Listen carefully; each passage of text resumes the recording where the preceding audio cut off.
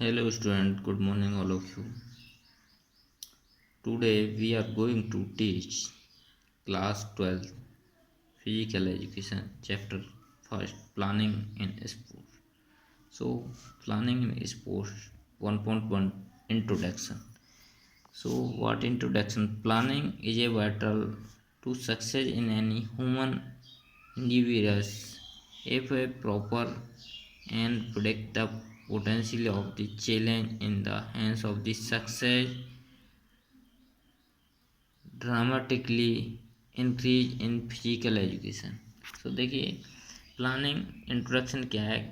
Planning is a success in a way of success to human individuals in any condition.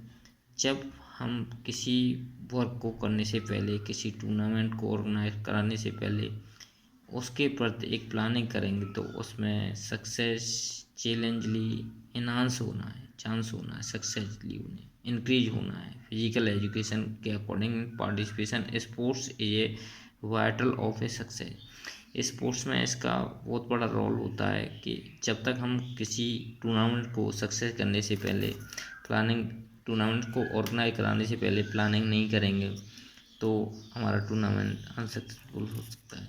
Meaning and objective of planning. Thank you student. तो सबसे पहले meaning and objective planning क्या है। Once we know what our desired goal is, need to put the action of together attain the said goal। किसी भी कार्य को करने से पहले और जिस कार्य को हम करते हैं उसका एक गोल होता है कि ये हमें सक्सेस करना है, उसके प्रति हम अपनी डिफरेंट टाइप से प्लानिंग बनाते हैं। अब डिफरेंट टाइप से planning has many definition. Most designation of the define planning is a process of making plan for the something. Different condition में एक प्लान तैयार करती है। कोई भी स्पोर्ट्स हो या कल्चरल एक्टिविटी हो या कोई फंक्शन हो, उसके प्रति हम प्लानिंग तैयार करेंगे। प्लानिंग से ही हमारा success in A 100%। Object of planning, सबसे पहला ऑब्जेक्ट है रिड्यूस प्रेशर फ्रॉम अर्जेंसी। जो हमारे ऊपर अचानक से जो प्रेशर रहता है किसी कार्य को कर रहे हैं, अगर हमारा प्लान पहले से प्री प्लान है तो हम उसको सक्सेस, और कोई प्रेशर नहीं हुआ हमारे ऊपर और अचानक से कोई वर्क दे दिया जाए तो उसके हमारा उस वर्क का हमारे ऊपर प्रेशर रहेगा, जिससे हम सक्सेस होने में थोड़ी प्रॉब्लम आ सकती है। इकोनॉमिक एडवांटेज, इकोनॉमिक एडवांटेज मिलता है। Planning leads the treadmills of activity of process. इसके अकॉर्डिंग सरस्वती पब्लिकेशन में भी देखेंगे हम लोग, दोनों बुक के अकॉर्डिंग कंटिन्यूटी चलती रहेगी हमारी।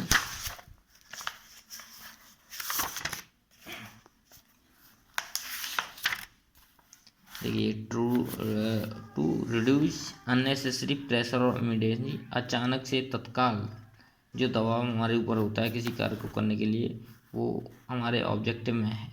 To maintain good control over all activity, हमारी जो एक्टिविटी हैं उनको सही से कंट्रोल करना, ओवरऑल एक्टिविटियों को सही से कंट्रोल करना और उनको हम सही से कंट्रोल करके प्लानिंग के अकॉर्डिंग एक प्रोसेस में लाते हैं।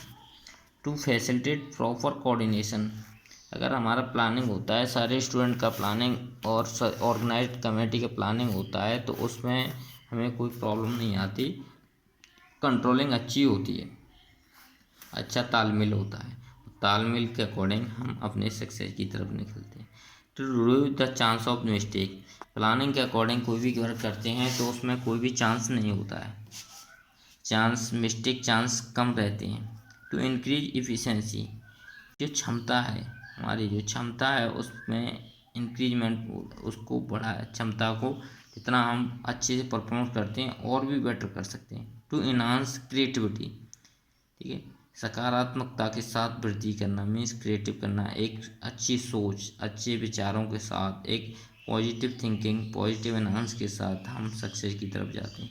टू इन्हांस स्पोर्ट्स परफॉर्मेंस, इससे हमारी स्पोर्ट्स की परफॉर्मेंस भी इंक्रीज होती है। क्लियर स्टूडेंट, ये हमारे ऑब्जेक्टिव हैं। ठीक है। अब आता है various committee and their responsibility pre, during and post. जब हम किसी टूर्नामेंट को ऑर्गेनाइज कराते हैं तो देखिए इसमें various committee and their responsibility pre, during and post.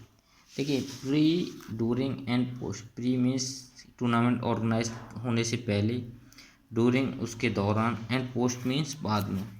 तो इसमें वैसे तो ओवरऑल सभी जानते हैं, लेकिन क्या होता है इसमें कि जब हम किसी कार्य को करते हैं उससे पहले हमें क्या क्या प्रिपरेशन रखनी है, उसके दौरान क्या क्या रखनी है, उसके बाद में क्या क्या रखनी है। ये एक स्पोर्ट पर्सन को जानना बहुत ज़रूरी है। स्पोर्ट्स में, टूर्नामेंट में, किसी कंपटीशन में पार्टिसिपेशन करने से पहले ये सारी pre, during and post, competition से पहले, कंपटीशन के बाद, कैप्टन और टीम मेंबर को प्रत्येक को जानकारी बहुत ही ज़रूरी है। तो इसमें क्या क्या है इसके according, while the organized sports event and various committee are found in the systematic of smooth conducting the competition tournaments. In fact, the organized conducting of the sports event involving lot of planning, the preparation of journal and committee planning the usual। तो ये देखिए सबसे पहले हम pre में तो body वहाँ पर होनी चाहिए, टीम मेंबर प्रॉपर होने चाहिए, पॉजिटिव थिंकिंग के साथ वर्क करना है। ड्यूरिंग उसके दौरान कोई भी अवध लैंग्वेज या अपना कॉन्फिडेंस नहीं होना चाहिए। बाद में कोई इस प्रकार का बिहेवियर ना होना चाहिए कि टीम हारती है जीतती है, तो कोई बिहेवियर ना होना चाहिए।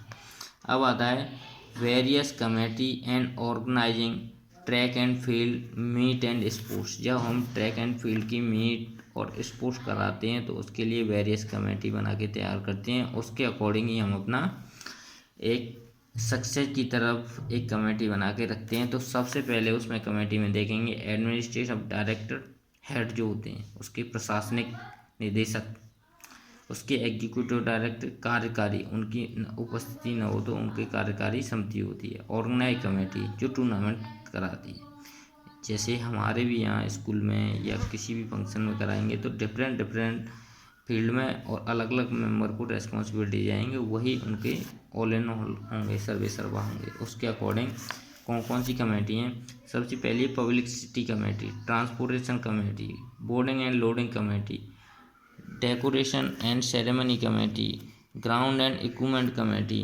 Committee of refreshment and entertainment, recreation committee, committee of entry and programme, committee of official announcement committee, first aid committee, finance committee.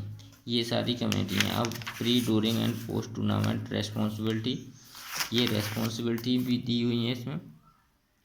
सबसे पहले देखा जाता है बजट। किसी प्री टूरिंग, सबसे पहले टूर्नामेंट कराने से पहले देखा जाता है बजट और उसके बाद ऑर्गेनाइज कमेटी। ये धीरे धीरे प्रोसेस में होती है, ठीक है। तो यहाँ तक स्टूडेंट अपना लर्न, कल भी मैंने बताया था, इसे लर्न करेंगे और लर्न करने के बाद आप अभी 12:50 से क्लास स्टार्ट होगी आपकी।